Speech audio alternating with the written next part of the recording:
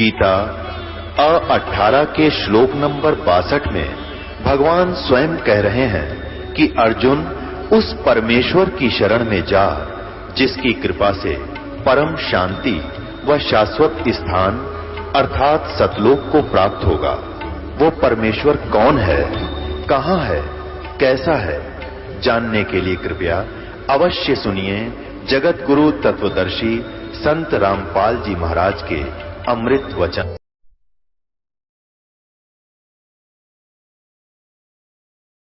अंत सुध न तन मन धन वारोंगी प्राण चरण कमल रज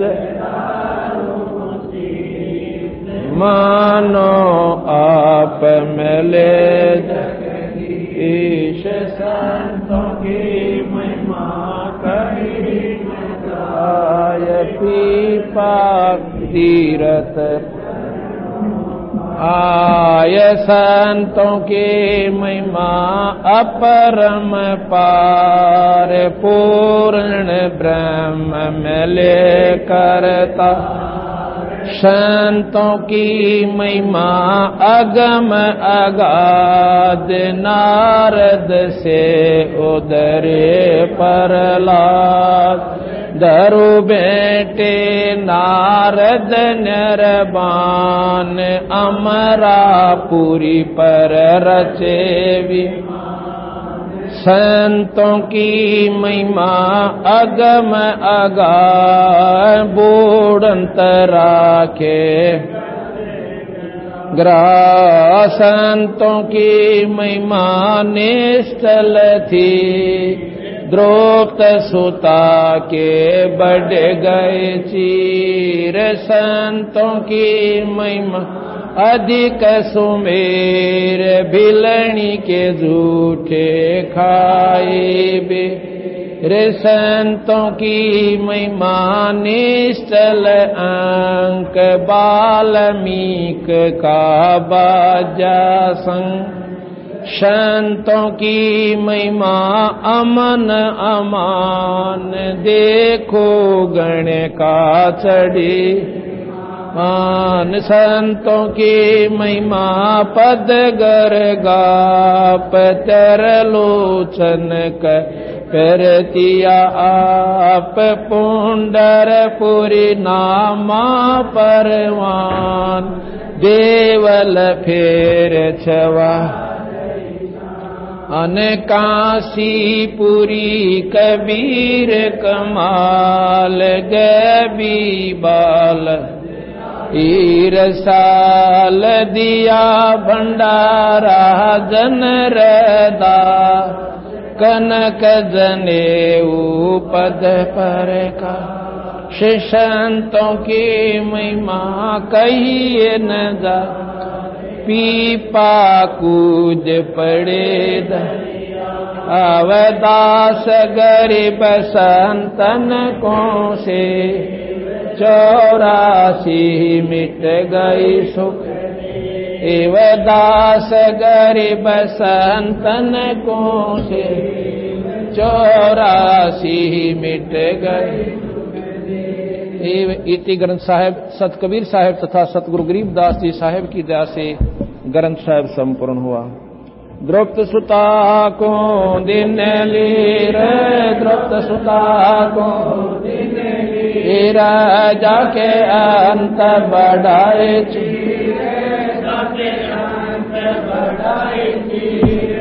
रुक्मणी कर पकड़ा मुस्काए रुक्मणी कर पकड़ा अंत कयामो को समझाए अंत कयामो को समझाए दुशासन को द्रौपदी पकड़े दुशासन को द्रौपदी पकड़े मेरी भगति सकल में सिखरे मेरी भगति सकल में सिखरे जब मेरी भगति पे छोड़ी होई जब मेरी भगति पे छोड़ी होई हमरा नाम न लेवे कोई हमरा नाम न लेवे कोई तंजई से पसडारे, तंजई से पसडारे, पहुँचे सुख सम रूप मुरारी, पहुँचे सुख सम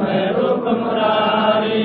खेचत खेचत खेच कसीसा, खेचत खेचत खेच कसीसा, सिर पर बैठे हैं जगदीशा, सिर पर बैठे हैं जगदीशा।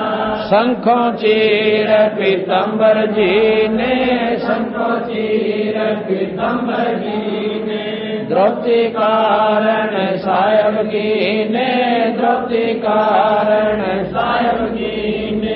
शंखों चीर पीतम्बर डारे, शंखों चीर पीतम्बर डारे, दुशासन से योद्धा हारे, दुशासन से योद्धा हारे।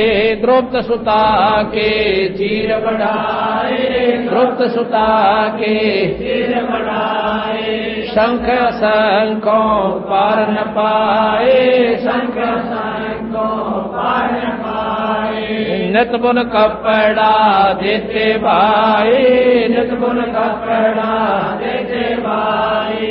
जक 9 लख बालद आए, जक 9 लख बालद आए।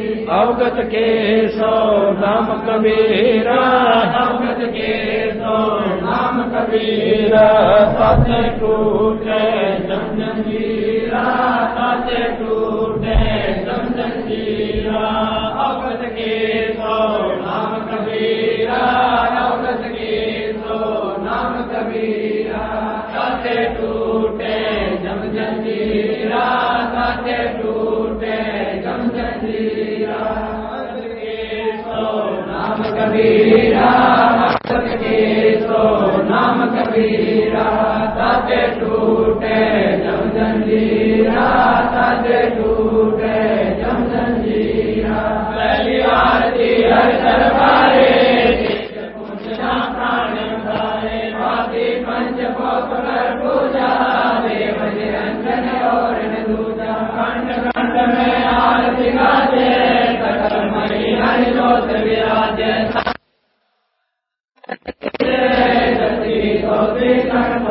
जय ज्ञान गोसा न राखे, सतमुख बाटे। दया भाव चिर मन दीजय, प्रेम भक्ति कारत मन लीजय। जो नर ऐसी कार कमावे, कंठी माला सहज समावे। धरती जो जो गिनती होवे, तर्पण सो जो समर्पण होवे। संध्या सो जो संग बिठाने, मन बदले को घट में आने। तो संध्या हमारे मन मानी, कह कबीर सुनो रे ज्ञानी। ऐसी आरती तिरमुन सारे, तेज पूजना प्राण उतारे। पाती पंच भोग कर पूजा, देव निरंजन और न दूजा। नाथ पिंड पर मंडा, बाजत है सदाय खंडा। गगन काल जाउड गण मोती, गंध सुर निर्मल ज्योति। तन मन धन सब अर्पण कीना, परम पुरुष जिन्हें आत्म जीना। प्रेम प्रकाश भया उजियारा, कहे कबीर मैं दास तुम्हारा। संसार जी करो विचारी, काल दूत जमरे जग मारी। लाग्या दुश्मन तुमसे सारा, अंधन समुद्र में जनकारा। उन्मर चयन हम कर जाई, अजय कमल में रहा समाई। चिरकुट संयम कर दे दर्शन, देखत निरखत मन होए परसन। प्रेम मदन होए आरती गावे, कह कबीर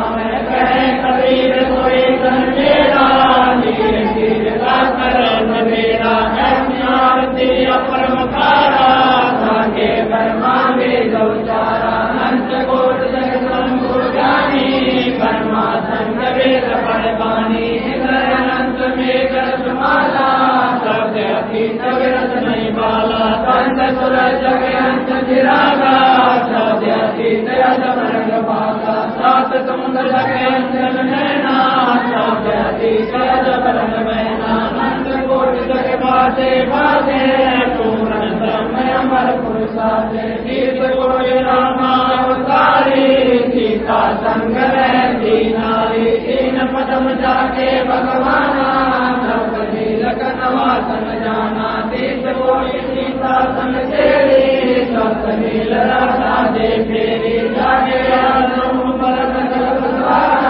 ऐसा पूर्ण ब्रह्म हमारा दास गरीब करें दर लोई और ने बिरला कोई दास गरीब करें नर लोई साहेब की ने बिरला कोई कृष्ण सवादी सब संगे आप अपने नाम आज की अरदास है सकल संत प्रणाम कृष्ण सवादी सब संगे आप अपने नाम आज की अरदास है सकल संत प्रणाम गुरु ज्ञान मान अडोले बोले सतगुरु शब्द से जानी दास गरीब सत्य गुरु मिले आने स्थान हो गया छुड़ाने दीन के दयाल भक्ति कर दीजियो गाने जाने गुलाम अपना कर दीजियो गाने जाने गुलाम तुम्हारा है सही मेहरबान है बांधी का जाम गुलाम गुलाम गुलाम हूँ खड़ा रहूँ दरबार तो आठों सेवक तलबदार जब तुम्हारी को करी हमारे पड़ी मोहे तू करी मैं घर का बंदी ज्यादा हर्ष मेरी मानियो जन कहते गरीब अपना करे जानियो मैं घर का बंदी ज्यादा हर्ष मेरी मानियो जन कहते जाते गरीब अपना करे जानियो फिर जल थल शक्ति एक है डूंगर दयाल दसों दिशा को दर्शना ना कहीं जोरा काल जय जय जय करुणामयी जय जय जय जगदीश जय जय जय तू जगत गुरु पूर्ण विश्व बीस रूप रघुवीर है मोहन का नाम है मुरली मधुर बजाई गरीबदास बलिदान गरीबांधी जाम गुलाम के सुनियो हर आवाज यो पाजी समझी दियो जब लग तुम्हारा राज पर लोगों के अंत है धरनी अंबर दौर है मैं दरबारी दर खड़ा बल तुम्हारी बोल समर्थ तुम जगदीश है सतगुरु साहिब सारे मैं शरणागत आईया तुम हो बदन उदारे कि संतों की फल माले वर्णों विचर माले मैं श्रवण का दास हूँ करो बंदगी दान की आवाज नाते की आज की अरदास आमन जाना मेरी हो जीतो निश्चल बास सतगुरु के लक्षण को काल में गंभीर संकालिक पड़े नहीं शंकर ब्रह्माती ने फिर तू जाओ पने आप की जैसे सुंदर साध मुनिया से सब देखिया सतगुरु में गात सतगुरु पूर्ण ब्रह्म सतगुरु आप अलेख सतगुरु रमताराम पूर्ण ब्रह्म कृपा निदान सुन के तो करतार गरीबदास मुक्ति में की रखियो बहुत संभाल पंचादश कबीरे का सिर पर लाखों हंस जमकी गर्दन पे नहीं उधर जाते वंश पंख अनुराग सुन मंडल तीर दास गरीब उतारिया सतगुरु मिले कबीर कभी चाल विशाल सतगुरु दिगंबर धीर भक्ति काया धरनाई अवगत सत कबीर नानक दादू अकमन दादू तेरी राज के मठ साई सुख सागर के हंस आई भक्ति रंबर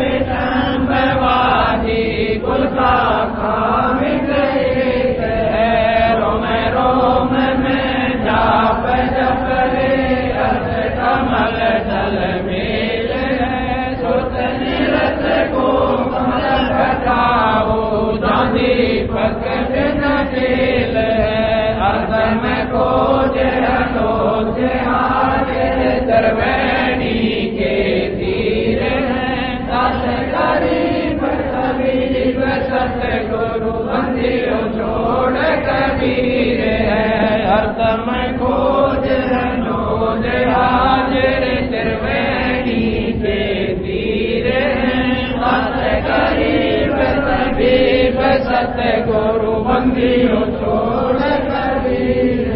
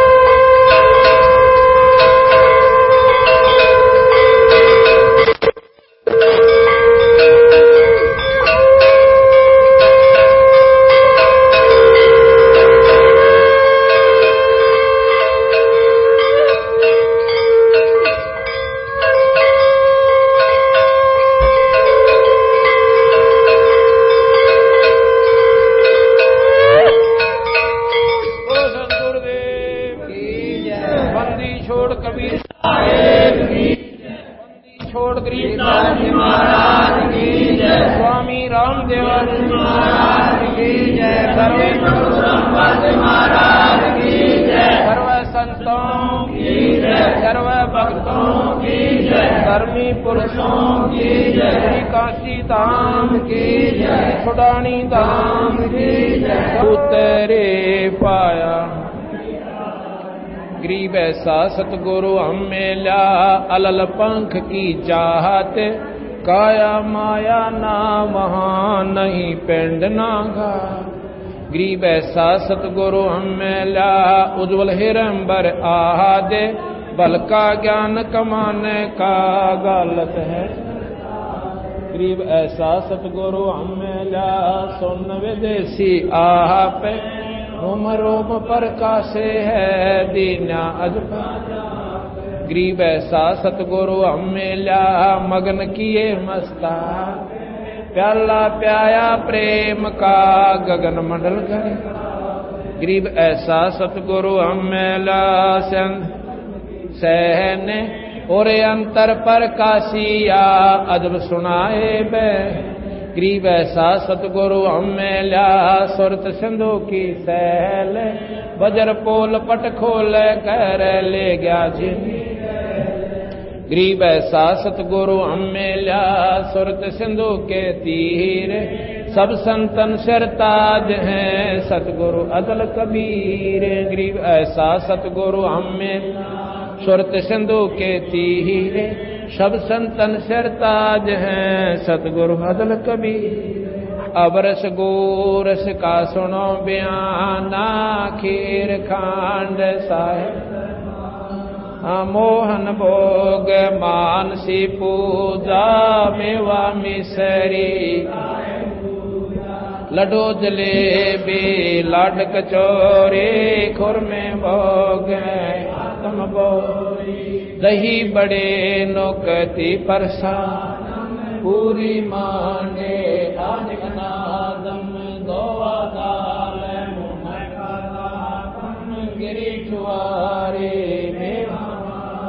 नमक नून और गर्त कहावे दूध दही तो सब मन भावे।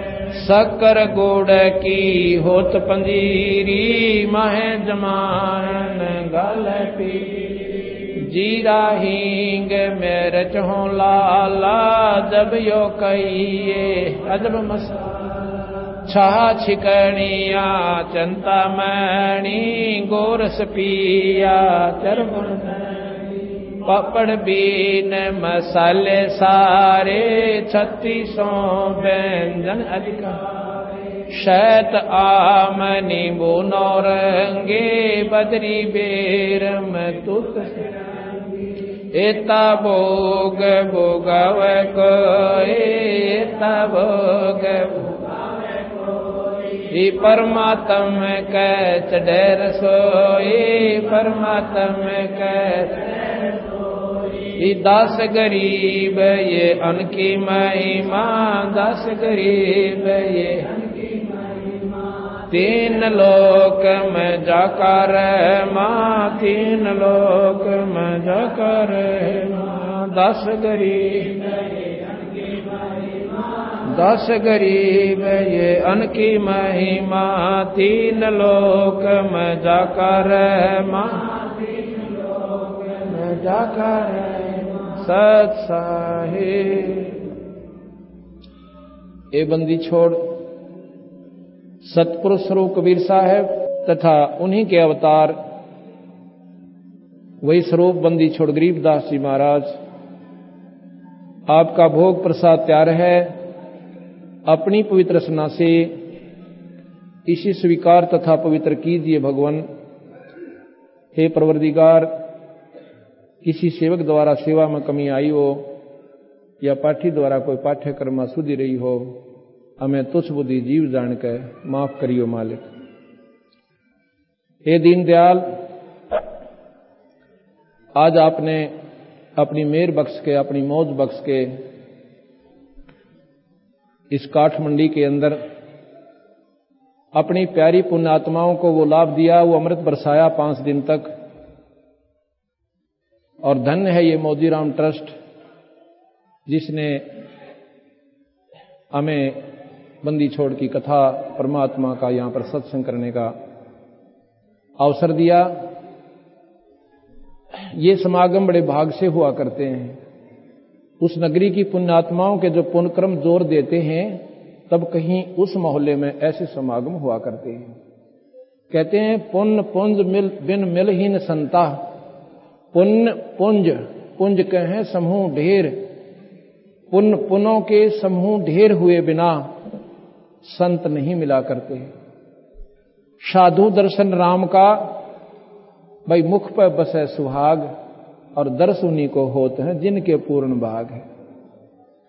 कबीरा दर्शन साधु का परमात्मा आवे याद, कितनी भी भूली हुई आत्मा सत्संग में आ जावे, एक बार ठेस जरूर पहुंचेगी आत्मा में कि हम कितने दिन के लिए संसार में आए थे और हमारा असली उद्देश्य क्या था।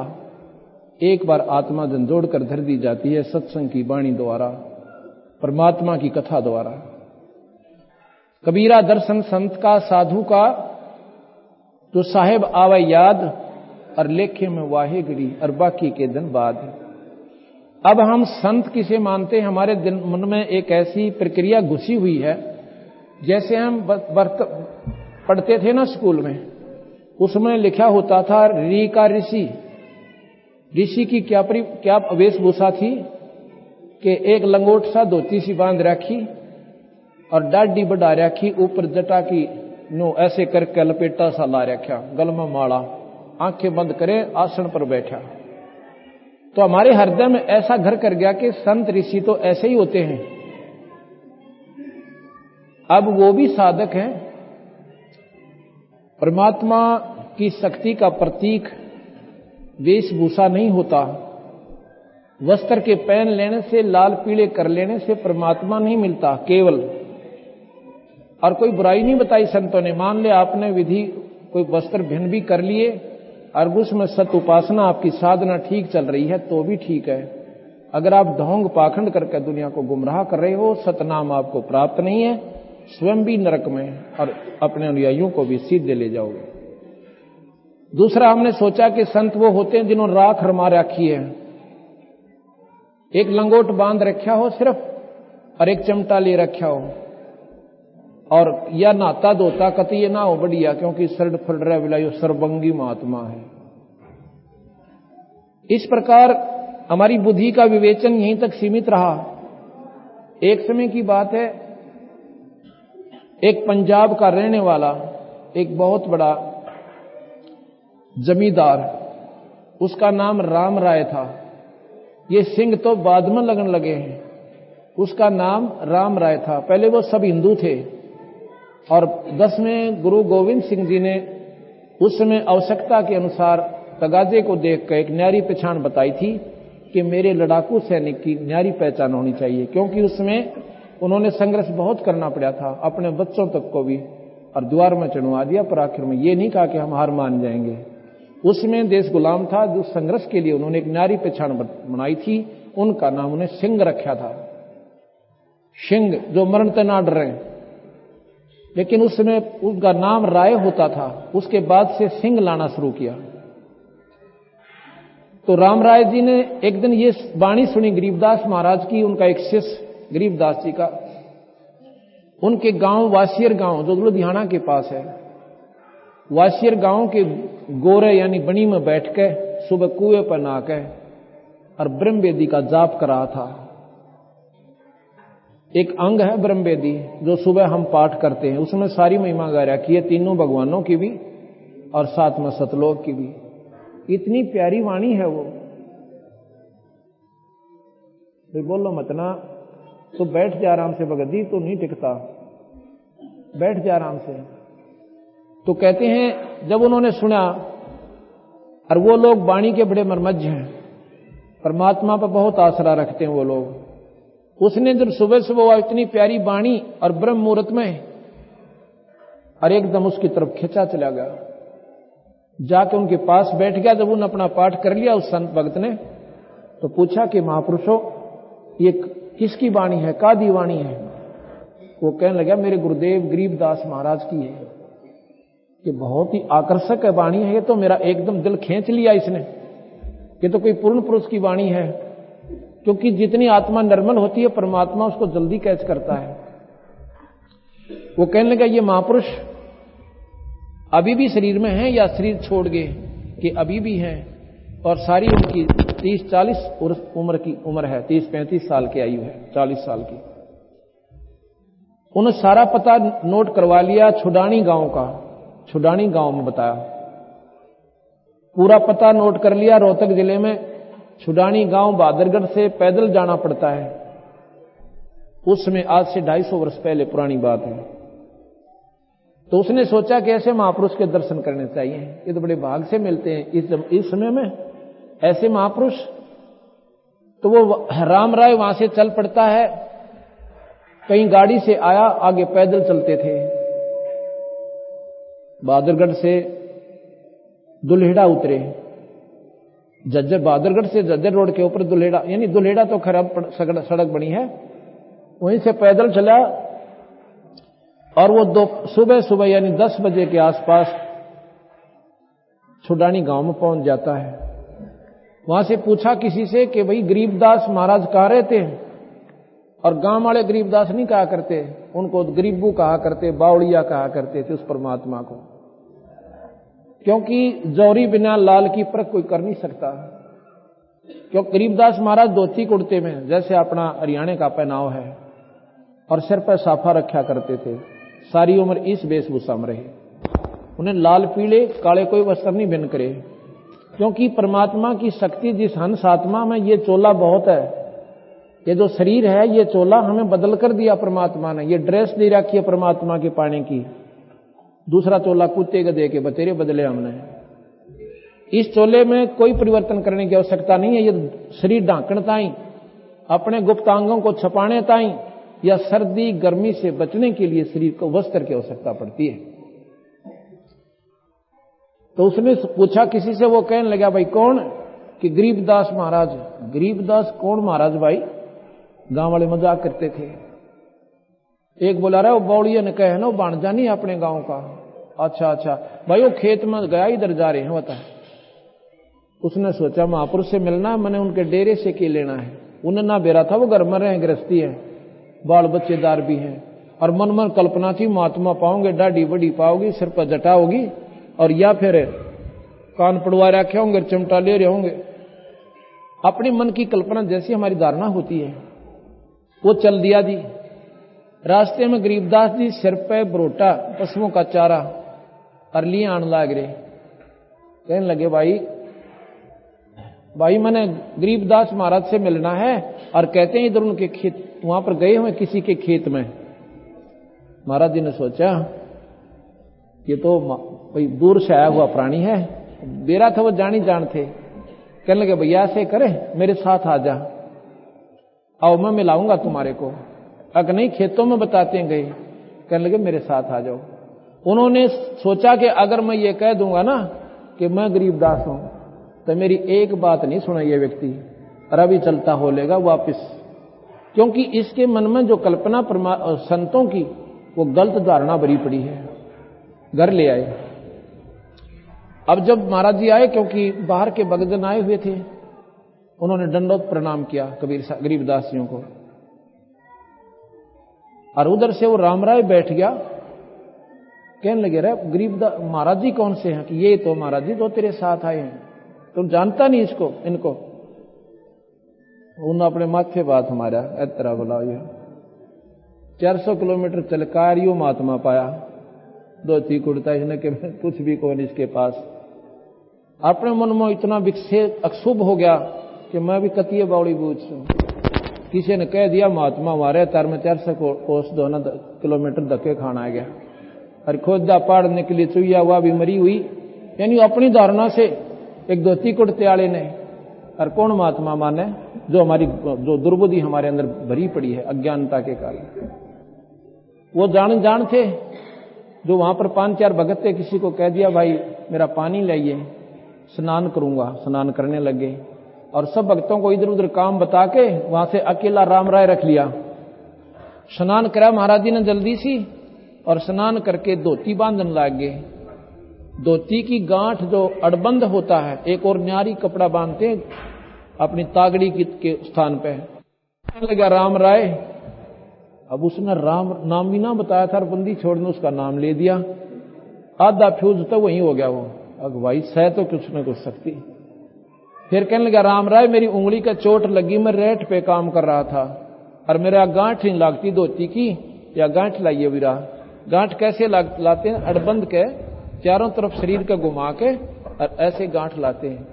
उसने पकड़ के खींचा हुआ गांठ शरीर में का निकल कर धोती, और धोती का गांठ लाएगी। उसने सोची कहीं तेरा धोखा ना लग गया हो। एक बार फेर करी, तीसरी बार जब वो करने लगा रामराय, तो कहने लगे बंदी छोड़ भगत जी, मदद तेरे तभी, क्योंकि वो भी जमींदार बड़े थे रामराय, और गरीबदास जी भी 2,500 बीघा के जमींदार थे। कहने लगे रामराय मदद तेरे जैसा जमींदार हूं भाई, धोती बांध देने। इतना कंधे वो तो चरणा में पड़ गया। कहने लगे महाराज जी हम तो जमा दुर्बुद्धि जीव हैं, मुझे नहीं मालूम था परम शक्ति है, क्योंकि हम इस चमत्कार ने ज्यादा पसंद करें। ने बोला ये बताऊंगा तेरे को मैं क्या हूं। इसके अंदर 1.25 घंटे की वार्ता, यानी झुमकरा के अंग रूप में, झुमकरा नाम दे दिया बंदी छोड़ने उसका, क्योंकि उसका मन झूम रहा था, उल्टी सुल्टी कल्पना ले रहा था, तो उसके नाम पर झुमकरा नाम करके और 1.25 घंटे का इसके ऊपर उसको महाराज ने समझाया। कहने लगे महाराज जी, रामराय बोला हमने नहीं मालूम था, आप परम शक्ति हो, आप अनंत कोटि ब्रह्मांड के भगवान हो। थोड़ी सी देर में क्यों विष्णु उपासक थे, बंदी छोड़ में विष्णु जी का रूप धारण कर लिया। होए होए होए, फिर तो रगड़ा नाक उड़को आणता ही, हे महाराज जी हमने नहीं मेरा था। पर पूर्ण परमात्मा में सर्वशक्ति होती है। प्रधानमंत्री मुख्यमंत्री की शक्ति भी रखता है, प्रधानमंत्री डीसी की भी रखता है, मंत्री की भी रखता है। तो उस प्रकार उस वादवी वासियर गांव में गरीबदास नाम का आश्रम बना हुआ है। ऐसे ऐसे पंजाब में कम से कम 50 हमारे आश्रम गरीबदास जी के नाम से वहां पर आज भी विद्यमान है। बोल सतगुरुदेव। अब भगवान कबीर साहब पूर्ण परमात्मा हैं, उन्हीं के अवतार गरीबदास जी आए हैं। अब जैसे हम भगवान की संज्ञा में भगवान कृष्ण को क्यों लिया कि सुदामा जी एक 2 मुट्ठी चावल लेकर और भगवान कृष्ण के पास गए थे। वो भी राजा थे, उस समय के लोग उनको राजा कहते थे, ना कि भगवान कहा करते थे। लेकिन अब उनकी महिमा का ज्ञान हुआ, उनके जीवन चरित्र से, जीवन लीला से ज्ञान हुआ कि वो तो 3 लोक के पूर्ण परमात्मा थे। आज हम उनकी पूजा करते हैं और उस समय उनके साथ लठ बजाया करते। तो समय चूक जाने पर ये प्राणी फिर बाद में डले डोए हैं। संत आते हैं जब तो उनकी श्रद्धा नहीं करते, उनका आदर नहीं करते। अरे करो थे हमारी मंडी बन जाएगी, तो दुनिया पूजन जाया करेगी। और हम समय आ रहे हैं, अब 36 नखरे करके दूर मुंह लटका कर चले जाते हैं। फिर क्या वहां से माथा टेके जाइयो, से सारा कुंबा वहां जाए जाइयो, मंडी पर परमात्मा नहीं होगा। संतों में भगवान होता है जैसे बिजली में तार, जैसे तार में बिजली होती है, वैसे परमात्मा संत बिना की तद आपको लाभ दे कोई ना। तो वो क्या हुआ, सुदामा जी वहां चले गए और भगवान कृष्ण के दरबार पर जाकर खटखटाते हैं। तो पता चला, वो पहरेदार कहता कौन भाई भिखारी तू उल्टा बोले, ये राजा का महल है, कहां जा रहा है? जो बोला भाई मुझे मालूम है ये राजा का महल है, पर एक कृपा कर दे, राजा को संदेशा भेज दे कि द्रौड़ देश से सुदामा आया है, बस और ना कहिए कुछ भी, इतना ही कह दिए। और फिर वो कहें तो मुझे बुला लीजिए, नहीं मैं वापस हो लूंगा। इतना जाके कृष्ण जी से कहा था कि महाराज जी एक भिखारी खड़ा है पाटे से कपड़ों में और कहता मेरा नाम सुदामा है, मैं उनके साथ पढ़ा करता था, सहपाठी था। इतना पूर्ण भी वो कह नहीं पाया था। वो संदेशवाहक भगवान कृष्ण बगैर जूती पहरे नंगे पैरा डांक ठोक दी और जाके सुदामा को छाती से लाकर और गोदी ठा लिया। घर ले आए, पांव धोए, वस्त्र बदलने लग गया तो वो काख में तो वह पंडोकड़ी लकोरी रखी थी ना चावला की, वह ढेर पर गिर जाती है। वो तो छुपा रहा था कि दो राजा ने बता एक 2 मुट्ठी चावला का कोई हम क्या भोज ले आए इनके लिए। तो वो जब भगवान कृष्ण ने वो चावल खा के वो भुने हुए चावलों के प्रतिफल में तंदुलों में उनकी सुदामा का महल रच दिया, मालो माल कर दिया। अब इसलिए परमात्मा, क्योंकि ये 3 लोक के परमात्मा हैं और किए कर्म का फल ये भी दे सकते हैं, पर ये सीमित है। आप बंदी ये जन्म मरण नहीं मिटा सकते। और कबीर साहब पूर्ण परमात्मा, इसकी महिमा मैं आपको सुनाता हूं। एक तैमूर लंग नाम का लवार था, बहुत गरीब था। समय पर जून क्या करती, मां बेटा थे, पिता मर रहा था, पिता था नहीं, मर चुका था, स्वर्ग सिधार गया था। उसकी मां बहुत धार्मिक थी। कोई संत साधु या भगत या कोई राह चलता उनके घर पर आ जाता, लुखी सूखी जैसी भी घर पर रोटी थी, रोटी खाए बिना वो जान नहीं देती थी। ऐसी श्रद्धा उसके बच्चे में थी। वो बकरी चरा रहा था, 2-4 बकरी अपनी थी और बाकी गांव वालों के पाली जाता था, मेहनताना लेता था और उनकी बकरियों को चराता था। जंगल में बाहर बनी में बैठा था, गांव से थोड़ी सी दूरी पर जोड़ के आसपास बनी होती थी। कबीर साहब पूर्ण परमात्मा वहां जाकर बैठ जाते। तैमूर लंग अपनी लुखी सूखी रोटी खा रहा था। रोटी खा ली थी, बस एक टूक बाकी रह रहा था, एक ग्रास। तो इतने में कबीर साहब का जाना हो गया। जैसे स्वाभाविक कहते हैं कि भाई जी रोटी खाओगे महाराज जी? अब भाई भूख तो लगी है भगत जी। अब वो खा के उस ग्रास को कहने लगे महाराज जी आप यहां मेरी बकरियों को देखना, मैं गांव घर जाता हूं, आपका खाना लेकर आता हूं। उसको ठाड़ थी कि मेरी मां नाटक हो ना, इतने हौसला था बच्चे को। तो वो घर पर गया, उसकी मां से कहा मां अखा भाई रे तू बकरी छोड़ के आ गया दोपहरी में? ऐसे ऐसे एक महाराज भगत जी आया, सब भूखा है और रोटी बना मां, रोटी लेने आया हूं। अगले बेटाई बनाई, बना के 2 रोटी मेसी यानी चनों की और पानी का लोटा धर के थाली में। जो बोली बेटा मैं भी दर्शन करके आऊंगी और मैं बर्तन ले आऊंगी, तो वहां पर पाली रह जाना। उसकी मां बेटा दोनों आगे, महाराज जी को आगे थाली रख दी कि भोजन पाओ महाराज जी। महाराज जी कहने लगे अभी देखो 1 रोटी खा ली महाराज जी ने और पानी पी लिया। फिर ज्ञान दिया कि परमात्मा के नाम बिना जीव छुटकारा नहीं होता। उसकी मां बोली महाराज जी हम तो गरीब गणे हैं, भगवान तो जब बजेंगे जब 2 रोटी टाइम पे मिलेगी, हम तो गणे गरीब से महाराज जी। कति नाक में दम आ रहा है, हमारा कोई मतलब गांव में इज्जत भी नहीं रह रही। ये लड़का मजदूरी करता है, शाम ने एरन पर चोट मारता है, जब मां बेटा 2 रोटी प्राप्त कर पाते। तो कहने लगे बहन बात सुनो, परमात्मा सब कुछ कर सकता है। परमात्मा निर्धन को धनवान बना सकता है, परमात्मा रंक को राजा बना सकता है, पर उसका नियम है, आपने उपदेश लेना पड़ेगा। और कोई साधना और नहीं करनी, जैसे वो मुसलमान धर्म में थे तैमूर लंग। अमरता के ना करता, उसने कहा कि ये तो हमने सारी काम करके देख लिए भाई, रोजे भी रखे हैं, नमाज भी पढ़ रहे हैं और सारे काम करें महाराज जी, फायदा कुछ नहीं। कहने लगे सारे पचेड़ा छोड़ दे, इसमें कोई लाभ नहीं बहन। कहने लगे उपदेश लो तुम, मंत्र दूंगा मैं एक, वो नाम दे दिया और खड़े होकर महाराज जी ने उस लड़के के उसके छोरे के और ऐसे 7 मुक्के नो दड़ मारे ठोकी, ऐसे मुक्के मारा करनो गदा गद नो थोथी, ऐसे थोथी वो करके ऐसे 7 मारे और फिर लात मारी और फिर वो सांकड़ थी ना बेल बांध बकरी बांधन की बेल और कई हुआ मारी। उसकी मानस होती है महात्मा कोई पागल दिखा, इसके दिमाग में खराबी है। कहने लगे महाराज जी लड़के ने कोई गलती कर दी थी, अकमाई तेरे बेटे ताई 7 पीढ़ी का राज दे दिया। वहां तक जो मैं बौला महात्मा यो कति दिमाग में खराबी है इनके, भूखे मरण लग रहे, समय पर रोटी नहीं, 7 पीढ़ी का राज। इतना उसके मन में विक्षेप आया ही था कि ये तो मन बावड़ा लाग गए। महाराज जी अंतर ध्यान हो गए, दिखाइए ना दिए। ओए होए होए, दोनों माँ बेटा बहुत रोए। हे महाराज जी, माता जी फरिश्ता थे तो ये भगवान के अल्लाह के फरिश्ता आए थे। ओए होए, हम तो बहुत चूक गए। कहने के बेटा अब क्या बने। शाम को घर चले गए। अगले दिन उसके लड़के ने स्वप्न में वही बंदी छोड़ कबीर साहब उसी रूप में दिखाई देते हैं। कहते हैं तिमुरलंग। हाँ, उससे पहले वो क्या करता है कि एक एहरन लुहार के घर पे ऐसे चोट मारता है गणकी, और उसके बदले वो कुछ दाने दे देता है, उसको अन्न दे देता है। जिस दिन वो चोट लगा रहा था पहले दिन, एहरन के साथ से इतनी चींटियां निकली कि सारा एहरन आसपास काला हो गया। वो जमीन उसका एक विशेष दृष्टि, उसका आकर्षण का कारण बन गया कि इस छोटे से बिल में और इतनी कीड़ी, हे अल्लाह, हे खुदा, तेरी महिमा तू ही जाने। मतलब एक विशेष उसके मन में वो जच गई बात कि इतनी कीड़ी और उस बिल में।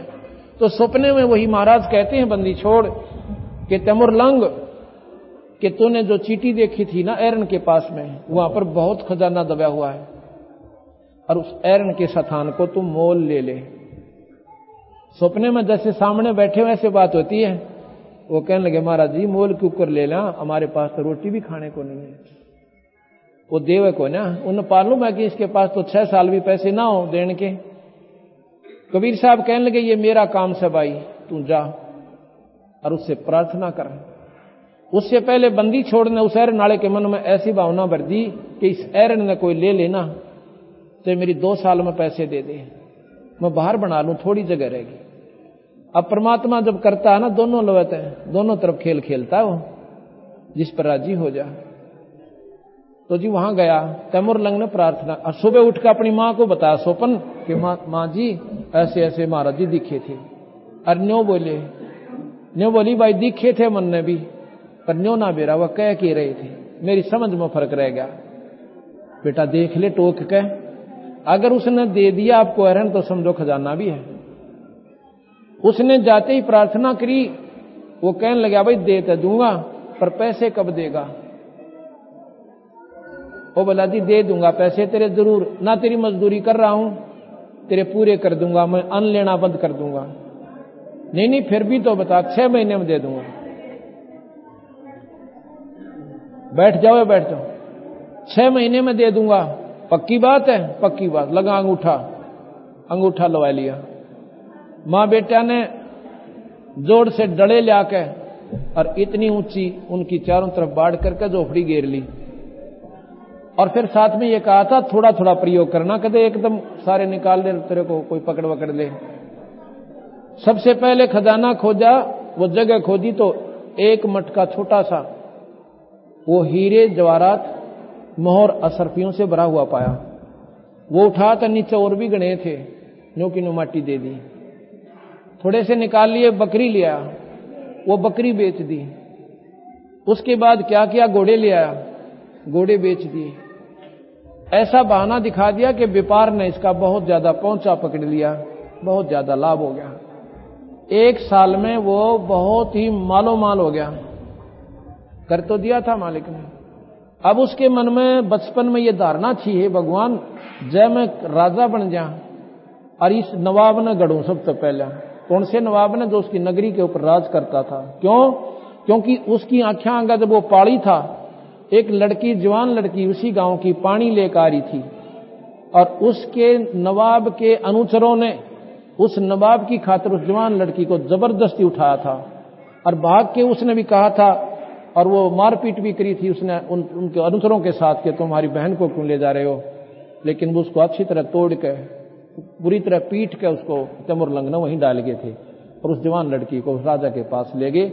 और इस प्रकार उस दिन से उसके मन में ये भावना थी कि ऐसे दुष्ट राजा को इसी सजा दूंगे भगवान, एक बार मन तू राजा बना दे। पर मन में वह रह गया, उठे थी डट जाती, कौन राजा बनावे। ऐसे ऐसे जुल्म उस नवाब ने बहुत कर रखे थे।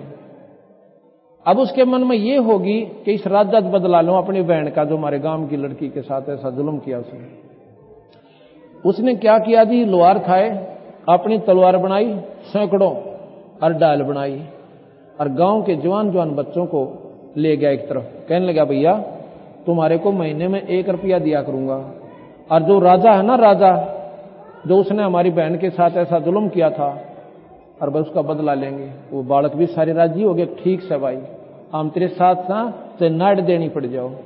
जो बोला चलो जंगल में, रात्रि के समय जंगल में ले जावे, उनको तलवार चलाना सिखावे, ढाल चलाना सिखावे, उनको कती तैयार कर लिया, और घोड़े ले लिए, वहीं पर गुड़साल बना दी जंगल में, और 5-7 बच्चे वहीं पर, तुम भाई अपना यहाँ पर रहो और इनकी सेवा करो, गांव में भी आते जाते रहो, कई घर वाले नाराज ना हो जाए। फिर उन्होंने कहा कि अपने रिश्तेदारों को लाओ बुला के। जवान जवान बच्चे, पहले भूख घनी मरा करती थी, पानी बरस जाता था, रोटी हो जाती, दाना होता नहीं तो भूखे रहते थे। तो उसने कम से कम भी 2000 बच्चे जवान जवान एक फौज तैयार कर ली, और फौज तैयार करके उस नवाब के ऊपर हमला कर दिया। और नवाब था ऐसा ही, उसने नो भी ना सोची थी कि तेरे साथ ऐसी घटना कभी घट भी सकती है। चारों तरफ से घेर के और संदेशा भिजवा दिया कि या तो राजी खुशी अपने हथियार डाल दे, और नहीं तो कुनबे तक को खत्म कर देंगे। उसने देखा, एक ऊपर चढ़ के मंत्री ने देखा कि महाराज जी अपने बस की कोना, या तो इतनी सेना लेकर आगे हैं कि बात बिगड़ जाएगी, आप सरेंडर कर दो। उन्हें हथियार डाल दिए, जाकर के राजा को पकड़ के और सभी सैनिकों को हथियार छीन लिए सभी के, और सारी सेना ने अपना कंट्रोल कर लिया और उनको वहां से निकाल दिया। कहने लगा मारते नहीं तेरे को, ले यही सजा देते हैं कि अपना अलग से एक मकान में रहे, एक आम नागरिक की तरह। बोल गया पीछे तो। उसने कहा कि तुम यहां आम नागरिक की तरह रहोगे, हम तेरे जैसे नीच नहीं कि तुम्हें खत्म कर दें। तो उनको थोड़ी बहुत अपना तनखा वनखा बांध दी और वो रहने लगे। उसके बाद उसने पड़ोसी नवाब के ऊपर हमला कर दिया कि वह सेना भी साथ होगी, वह खजाना साथ होगा। ऐसे करते करते तैमूर लंग हिंदुस्तान का बादशाह बन गया। ये सबको मालूम है, इतिहास में भी पढ़ा करते।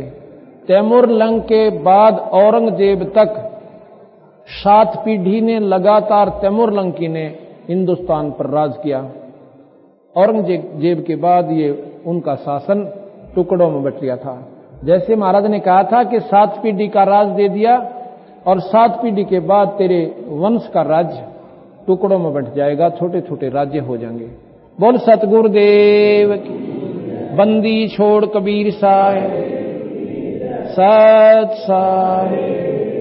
धन धन सत गुरु सत कबीर, भगत के पेड़ मिटाने वा। धन धन सत गुरु सत कबीर, भगत अरे भगत की पीड़ मिटाने वाले, भगत पीड़ मिटाने वाले। गुरु सत कबीर, भगत की रहे नल नील जतन करे आर, तब सतगुरु से करी पुकार। रहे नल नील जतन करे आर, तब सतगुरु से करी पुकार। जा सतरे खाल के अपार, सिंधु पैसला तेराने वा। जा सतरे खाल के अपार, सिंधु पैसला तेराने वा। अरे धन धन सत गुरु सत कबीर, भगत के पेड़ ले। भगत की पीड़ मिटाने वाले, भगत धन धन सत गुरु सत कबीर, भगत की अरे धन धन सतगुरु सत कबीर भगत दसी सरपन जब जा पुकारी इंद्रमती अकुड़ा दसी सरपन जब जा पुकारी इंद्रमती अकुड़ा आपने तुरंत करी सहाय बरोली मंत्र सुनाने आपने तुरंत करी सहाय बरोली मंत्र सुना आले धन धन सतगुरु सत कबीर भगत के पीड़ के सतगुरु सत कबीर भगत हे भगत की पीड़ मिटाने वाले भगत की पीड़ वाले धन धन सतगुरु सत कबीर भगत की दामोदर सेठ के ओमथ अकाज अरज करी डूबता देख जा दामोदर सेठ का अकाज अरज डूबता देख जाज लाज मेरी रखियो गरीब नवा समुद्र से पार लंघाने वा लाज मेरी रखियो गरीब नवाज समुद्र पार लंघाने वाले धन धन सतगुरु सत कबीर भगत वाले धन धन सतगुरु सत कबीर भगत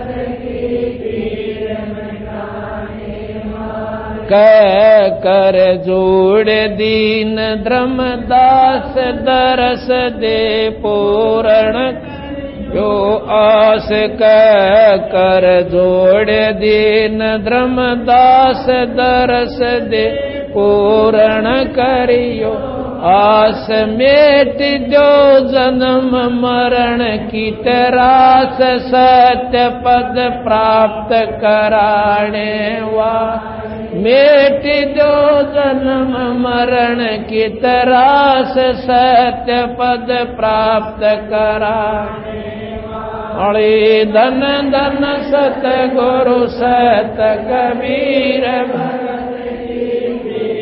मिटाने वाले धन धन सतगुरु सत कबीर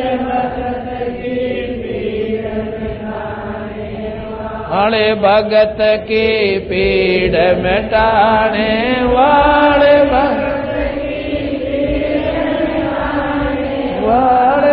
धन धन सतगुरु सत कबीर भगत की पीड़ मिटाने धन सतगुरु सत कबीर भगत की पीड़ मिटाने सत्संग। अब इसमें आपने सुना कि धन धन सतगुरु सत कबीर भगत की पीड़ मिटाने वाले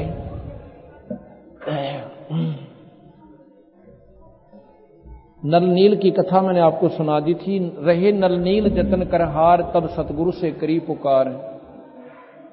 जा सत रेखा लिखी अपार सिंधु पर सिला तराने वाले एक इंद्रमती नाम की रानी थी। चंद्र विजय राजा थे उनके। रानी बहुत धार्मिक थी, इतनी श्रद्धालु थी कि उनके गुरुदेव ने उनको बता दिया था कि बेटी व्रत रखा कर और आए भगत संत को द्वार से भूखा नहीं जान देना। और साधु के जिमाने का बहुत पुण्य होता है। जैसे तू पीछे रानी बनी है ना, पुण्य कर्मों से ही बनी है, अब पुण्य मत छोड़ना। उसने पल्ले गांठ लगा ली और जैसा भी परमात्मा का नाम वो जानता था, उस संत ने उसको बता दिया, ओम नाम का जाप किया करें। अब उस रानी ने इतनी पक्की होगी कि एक दिन रोज एक संत को घर पर भोजन कराया करूंगी, क्यों धन की कमी को ना, और श्रद्धा पिछले पुण्यकर्मों से बहुत गणी। राजा इतना भागवान था, उसको मना नहीं करता था कि तेरी मौज जो तने ठीक लागे न्यू कर ले। तो उस रानी ने क्या किया कि ऐसा प्रण कर लिया कि मैं भोजन जब खाया करूंगी जब एक संत ने रोज भोजन करा दूंगी, क्योंकि मेरा याद रह जाएगी फिर ये बात, और नहीं तो मैं भोजन खाऊंगी नहीं तो मैं भूल सकती हूं किसी दिन संत को खिलाना और मुझे उस दिन का वो पुण्य प्राप्त नहीं होगा। एक बार क्या हुआ, ये क्रम चलता रहा कई वर्षों तक। कुंभ का मेला आ गया। कुंभ के मेले में जो साधु संत थे, जिनको हम संत मानते हैं विशेषकर, और वो चले गए सभी गंगा पर हर पैड़ी पर स्नानार्थ। रानी ने 3 दिन हो गए संत मिला नहीं। राजा ने भी डंडोरा पिटवा लिया, आसपास के गांव में कहीं नहीं मिला, उसके राज्य में। अब क्या करे, रानी रोटी ना खावे। दिन तीसरा अंत हुआ, चौथा उदय हुआ। उस दिन उस पर उठा नहीं जाए ऐसी हालत होगी कि आज अपनी बांदी से कहती है कि बांदी, अगर अपनी रानी ने चाहे है ना, आज को साधु ले आओ, और नहीं तो मैं शाम तक प्राण त्याग दूंगी, आज नहीं जी सकती। वो बांदी ऊपर चढ़े, अटारी पर चढ़कर देख रही है।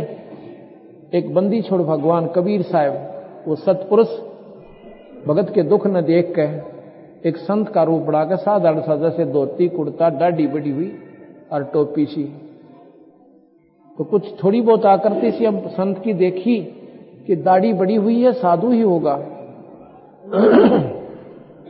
उसने कहा, रानी ऐसे ऐसे संत है इस आकृति सी का, और दिखा भगत है कि बुला लाऊं, जल्दी जावे। वो गई कि महाराज जी, वो उनके आगे से निकल गए दरबार से, और फिर वापस आने लग रहे। वो गए उसी उद्देश्य से थे। बांदी कहती है, महाराज जी ऐसे ऐसे हमारी रानी ने प्रण कर रखा है, और आज चौथा दिन हो गया, रोटी ना मिली खाई, आज वो मर जाएगी, आप एक बार चलो। कहने लगे, बेटी तू कौन है? कि मैं बांदी हूं, मैं दासी हूं उसकी। कि मैं ना चलूं फिर? क्यों नहीं? अग नहीं, वो स्वयं आवे तो मैं चलूं। तो वह गई, कहने लगे, महाराज जी ऐसे ऐसे कह रहे हैं। तो बोलिए, मेरा हाथ पकड़ जल्दी सी, भगवान घर पा और मेरे बुलाए ताजा, इस तो बढ़िया और क्या बात होगी। क्योंकि श्रद्धा संतों के प्रति विशेष थी उसकी। उसके खोए पर हाथ धर के, और महाराज जी थोड़ी दूरी पर खड़े थे। महाराज जी ने ऐसा क्यों कहा? वो श्रद्धा देखना चाहते थे कि इस बच्ची में कोई श्रद्धा भी है, वैसे ही अपनी मनमुखी साधक बनी बैठी है। जाके कहने लगे कि महाराज जी आप तो को थे बुलाने के लिए, इस दासी के कंधे पर बैठ जाओ, आपको घर ले चलती हूं। कहने लगा, बेटी सिर पर आदर का बंदी छोड़ के, साधु भूखा भाव का और धन का भूखा ना। जय कोई धन का भूखा हो तो वो साधु ना। मैं तो आपका दिल देखना चाहूं था, तेरे में संतों के प्रति कितना विशेष निष्ठा है। घर ले आए, रोटी बना दी, बड़ी खुश होकर अपने हाथ में। महाराज जी बोले, मेरा शरीर रोटी खाने का नहीं है, मेरा शरीर तो तेज पुंज से है, इसमें भूख प्यास मुझे गर्मी सर्दी कुछ नहीं लगती। कहने लगी, महाराज जी फिर मैं तो मरूंगी, रोटी मैं भी ना खाऊं, आप नहीं खाओगे तो। अब समर्थ वही होते हैं जो चाहे सो कर दे। कहने लगे, ला बेटी रोटी खाता हूं। रोटी खा ली। भोजन खाने के बाद वो रानी ने भी रोटी खा ली, व्रत खोल लिया अपना। कबीर साहब कहने लगे, बेटी ये आपको किसने मार्गदर्शन किया? इतना कठिन साधना और शरीर को इतनी यातना देकर कभी परमात्मा पाया जाता है? अगदी ऐसे ऐसे मेरे गुरुदेव ने बता रखा है। इस साधना से कहां जाएगी कि मैं रानी बनूंगी? बेटी देखो, ठीक है, उनके प्रभाव से स्वर्ग भी जा सकती है, रानी भी बन सकती है, पर यह मत ना भूला गद्दी भी बनेगी। कैसे महाराज जी? कि जैसे कर्म प्राणी करता दोनों भोगने पड़ेंगे आपको। रानी का नंबर मनमाना 1000 वर्ष के बाद आओगा, इतना भी रानी के बरान माटी होगी तेरी, और इस 3 लोक की साधना से तेरी जन्म मरण नहीं मिट सकता। कहने लगी, महाराज जी ओम मंत्र पढ़ती हूं मैं। ओम मंत्र आपको स्वर्ग तक की उपलब्धि करवा सकता है और 21 ब्रह्मांड का सबसे उत्तम मंत्र है ये। लेकिन बेटी ये काल नहीं रोक सकता और तेरे जन्म मरण को नहीं मिटा सकता। ने बोले महाराज जी आप तो वाद विवाद करने लग गए और निंदा करने लग गए संतों की। अच्छा बेटी चलो आपको ऐसे मंजूर है तो ऐसे सही, पर एक बात सुन ले, आज से तीसरे दिन तेरे को सांप डसेगा और तेरे कोई नहीं बचा सकता, ना तेरा गुरुजी बचा सकते और ना तेरा ओम मंत्र बचा सकता और ना ये जिनको तू साधुओं को खाना खिला सकते ये नहीं बचा सकते। ये कर्म का दंड आपको भोगना पड़ेगा। स्वयं भगवान राम ने अपना कर्म का दंड भोगना पड़ा। द्वापर त्रेता में बाली मारा था सुग्रीव का भाई और द्वापर में आकर स्वयं उसी के तीर से वो पारदी बन गया था और स्वयं अपना प्राण त्यागने पड़े। जब उन्होंने कर्मदंड नहीं उनका कटा तो तेरा कैसे कट सकता बेटी। अब ये याद तो उनको थी कि भगवान कृष्ण जो शरीर त्याग कर जा चुका था तो और जब मरने का नंबर आया ना कि परसों तेरा काल है, गिग्गी बंदगी उसकी कहने लगी महाराज जी मैं बच सकती हूँ। कहाँ बच सकती है, मेरा नाम लेना पड़ेगा। कि महाराज जी न्यू कहते हैं गुरु नहीं बदलिया करते। न्यू बोले बेटी एक डॉक्टर की दवाई ना लागे ना 100 बदलने चाहिए। दत्तात्रेय ने 24 बदले थे, 25 में से छुटकारा हुआ उसका। ये किसी ने बढ़ा दी तो एक अध्यापक है 5वीं तो ही पढ़ा सकता है, क्या उस अध्यापक को छोड़े नहीं, लेकिन सत्कार जरूर करे उसका। ये नहीं कि हम उसको कहते हैं उसके आप आदर भी मत करना। तने बोले जी नाम दे दो, नाम दे दिया। कहने लगे तीसरे दिन मेरे रूप में काल आएगा और तुम उससे बात मत करना सिर्फ 2 मिनट, और ये सुमरण मैंने दिया इसका जाप करना। तो इसी प्रकार उसने याद रखी। तीसरा दिन के 2 बजे के आसपास कबीर साहब के रूप में वो काल आता है। आके कहने लगा इंद्रमती इंद्रमती।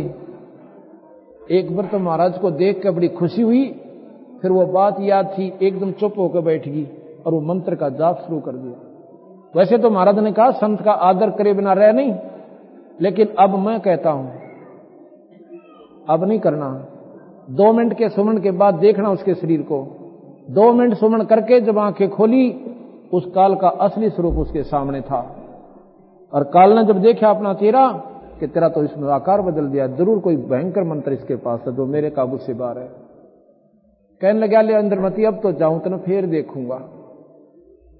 अब उसको और पक्की होगी हाँ आज तो बिल्कुल शायद थी मेरी और महाराज की कृपा से बची।